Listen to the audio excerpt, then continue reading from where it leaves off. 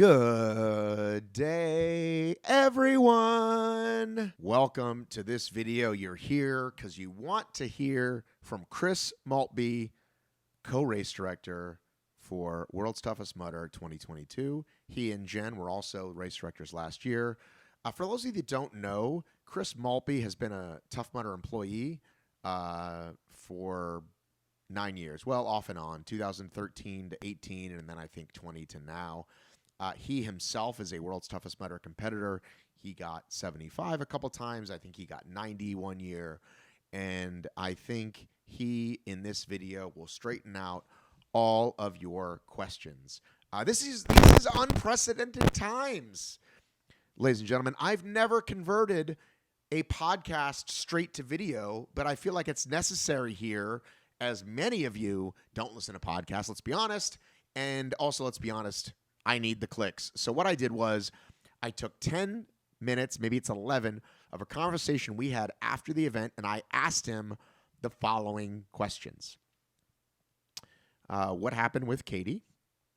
What happened with Jenny Overstreet? What are the overall rules around medical disqualifications? Are there time penalties? Spoiler alert, no.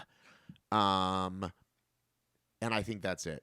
And to bring this straight to you, I decided to give you something to look at. So I took a couple of World's Toughest Mudder videos, took the sound out, sprinkled in some old 2012 photos that I took. I hope you enjoy those. Maybe we could have a contest in the comments if you write down what each of these photos is or from. What I'll say now is what I'm going to say in the interview with Chris, is that Chris is not coming from an emotional place. Chris is coming from a rule book place. And I think many of you, all of us sports fans out there, we get very emotional. My team lost. This is unfair. My team won. This is 100% right. Chris is coming from the place of the event and the rule book, and I think he will answer all your questions. But of course, please do put your comments in the thing below. Let's get to Chris and I with some pretty footage for you to look at. I'm going to get right to it because they're literally putting the last items on the truck right now. Medical assistance disqualification rules have changed over the years.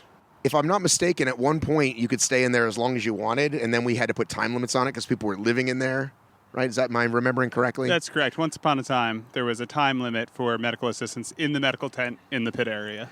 This year, the rule was what? That you told everyone on Friday night? No time limit to be in the medical tent. You just had to be cleared by medical to be medically fit to go back on course. Otherwise, you could be treated in the tent if you self-transported back to the pit area.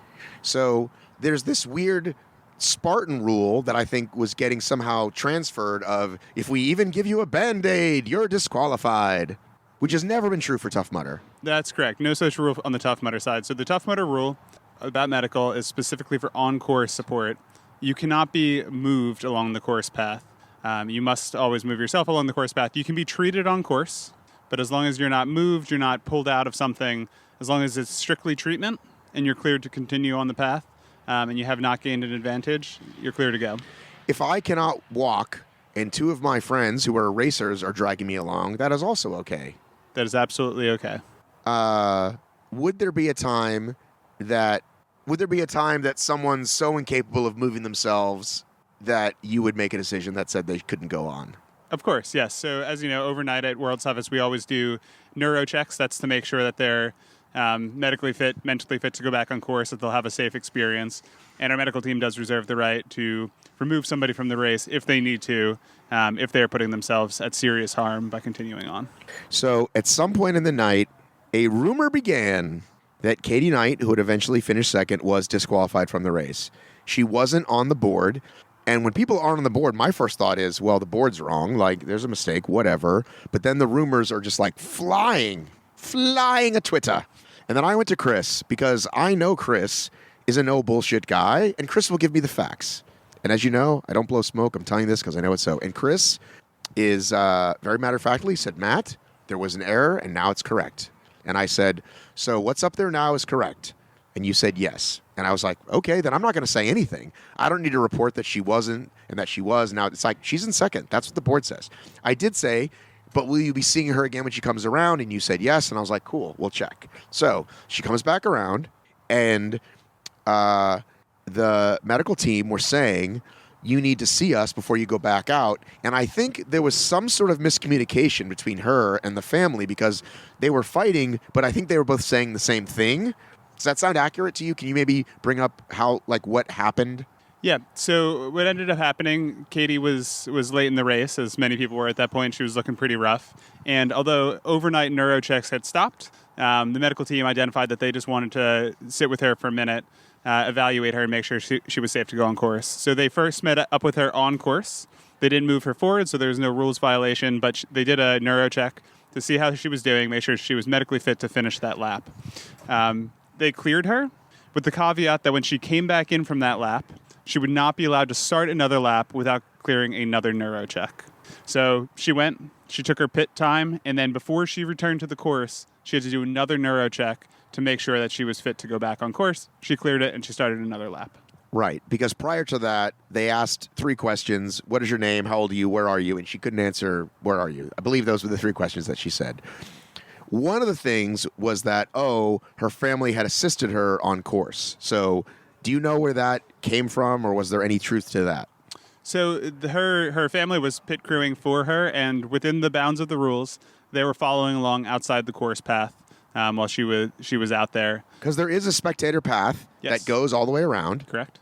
But your crew can't give you water, for example, on the race, correct? Correct. I just finding it for the audience, so go ahead. Yes, that's correct. So you're not allowed to be provided any assistance from your pit crew while you're on an active lap. And so at one point, was she disqualified? At one point, we were investigating another racer's claim that there had been a rules infraction, and we made a mistake from the race center of prematurely taking her name off the board from when we first got the report. We did a thorough investigation throughout the race. We were following along closely with the leaders to make sure that they were following all of the rules. Once we realized that it was an invalid claim and that we had accidentally removed her from the leaderboard, we reinstated her name on the board with her most up-to-date results. And again, I can't stress enough to the audience, I know how seriously you take it. I've been around you guys for a long time. You, Eli, Nolan, you take this stuff very seriously. And we all have a lot of fun out here. And when it comes to this kind of stuff, you don't mess around. There's rules. There's standards. There's money to be given away. And, I hate to say it, but I can tell you that if this were Spartan, we probably still wouldn't know who won this race. Maybe right before the awards, they might have decided it, and because they just seem to look at it slightly differently. And we don't need to spend all the time bashing them, but I can say that if you have a problem, I guess you can email Tough Mudder HQ, not that you want to get these, but don't message me, because everyone's saying well, didn't you hear and didn't you see? And they got it right. I think you guys got it right. From my experience, I think you got it right. Well, we do take it super seriously. There's nothing worse than having your race disrupted by something unforeseen by another racer if you think something's going wrong. But the integrity of our events is the most important thing to us. If we're going to have a competition, we're going to do it the right way. So we always investigate any claims fully. And at the same time, and it is an elite level race, we can't just take hearsay. And I think what's been bubbling up is someone heard from somebody else that was on course that something happened. At one point, there was a rumor that Katie Knight had been assessed a time penalty, which was never a ruling from the race center. That never happened. And you guys don't even have those. Exactly, yes. So there was rumors get going, and people don't understand why decisions were made, and sometimes the decisions weren't ever made. In fact, it was just a rumor.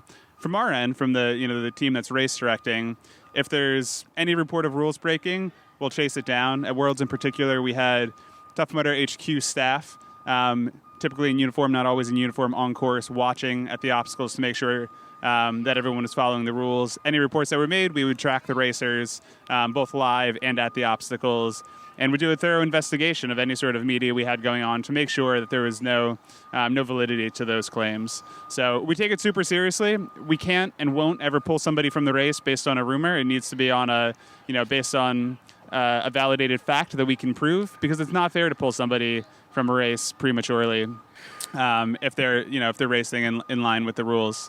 Okay, so this is the question I did want to ask. I almost forgot it. So with Jenny forgot her chip. Any lap you complete without your chip, it doesn't count. She is upset, and I want to know what the rule is on. She said as soon as she realized it, she left as fast as she could, and was going to go back to that spot and continue from there, which I thought is the rule from any race, 5K, ultra, whatever, as long as you return back to the point that you left. My understanding was she was told, no, there's only one way in and one way out. You have to complete the whole course. Is that the correct ruling? So the ruling was her pit crew, they came by the race center to ask us when they realized she had gone without her chip. They came to us. We looked at the rules. We decided she would be allowed to come back along the course path to the start line and retrieve her chip. Our understanding from the race center was that she was far enough along on the course by the time that ruling was delivered to her that it made more sense for her to finish the lap she was on, have it not count, and start a new lap than it would have been for her to come backwards on the course. So my understanding is she was more than halfway through the course by the time that ruling made it to her, and so she decided to continue on the course, finish that lap off the record, and then begin a new lap with her timing chip. She told me that she took a spectator route back and was then told to go back and do that again. So the official ruling, once you're on an active lap, you need to stay on the course. There's no course cutting. So the ruling was that she could travel backwards along the course path, the way she came to the start line to retrieve that chip. Or continue all the way around. Or continue and finish that lap, which wouldn't count because there was no timing. So let's throw this out there. So if I'm out there and I run 1 mile, right, and I realize if I got my chip, I cannot cut through the woods back to my pit. I have to either go backwards on the course or come all the way back around. Yes, that's correct. Another weird one, and then we'll get on to more fun stuff. But a volunteer at one point told me that they weren't allowed to give any verbal help to anyone about obstacles, and I said, well, like typically that actually like happens. Like a volunteer will say like, oh, this side's drier or that lane is faster. Did you tell volunteers they couldn't give out that instruction? So generally the ruling is that staff and volunteers are not allowed to provide any recommendations to a participant. The reason being, if a volunteer gives bad advice, they say a lane's easier when it's actually harder, a participant does it, they decide that they've received bad advice, essentially. It just adds a level of uncertainty to that performance that's just hard to track. It's not fair for an athlete to potentially get bad advice. Every athlete is meant to be in charge of their own decisions on the course. Oh, I can't say argue with that. I can't say I can argue with that. I feel like that's all the questions. Because you handled the medical one. Because I heard the rumor the night before, like, oh, you're not even allowed to come in here. You're DQ'd. And I'm like, well, that can't be possible. Crazy words make their way around, especially, it's a long event. It was a really cold event. People hear something from another participant that they heard from a pit crew that, and it could have just all been traced back to a question that was answered somewhat ambiguously, wasn't clear, there's a misinterpretation, and it travels along. So, the best course of action always has come to the race center. If there's any confusion, you're best to hear it from us. We've got the full rule book. Frankly, we wrote the rule book. So it's best to come to the source and get an official ruling. Right. And that way, that you're following the rules if you're ever unclear. I hope this answers many of your questions. Still would love to hear from you, of course, in the comments below, because that's how this thing works. But be nice, people. Let's not be hateful to racers or commenters. Let's, you got an opinion, you want to give it, that's cool, but let's not be hateful. This entire conversation, which is probably another 20 minutes, I can't remember. I don't even know what fucking day it is. It will be on the podcast soon, which you should be subscribing to. I mean, thank you for watching this video, but go also listen to the podcast. So many interviews, all the winners, some of your friends, some people you don't like. Who knows? Talk to everybody before the race, after the race, lots of fun stuff. And do subscribe. And if you really appreciate me, you really appreciate all this content in your face, think about joining the Patreon, where we do some fun stuff. You get some bonus content, and also you just get to support this content. I love you. I miss you. I mean it. I've got to run.